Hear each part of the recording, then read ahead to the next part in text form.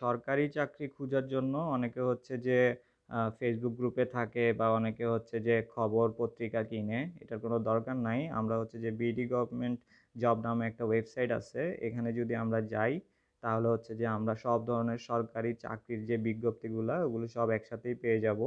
আমাদের এখানে শুধু সরকারি চাকরি না, সরকারি চাকরি, প্রাইভেট চাকরি, এনজিওর চাকরি, ব্যাংকের চাকরি, ফার্মাসিউটিক্যাল চাকরি, গ্রুপ অফ কোম্পানি, বিশ্ববিদ্যালয়ের চাকরি এগুলো খুব ইজিলি পেয়ে যাব। ঠিক আছে? আমরা যদি এখানে একটা লিঙ্কে যাই তাহলে আমরা দেখতে পারবো যে এখানে কতদিন বাকি আছে আবেদন করার, কি কি পদে আবেদন করতে পারবে, তারপরে হচ্ছে যে আবেদন ফি, তারপরে পদের নাম, পদ সংখ্যা সবকিছুই আমরা এখান থেকে দেখে নিতে পারবো।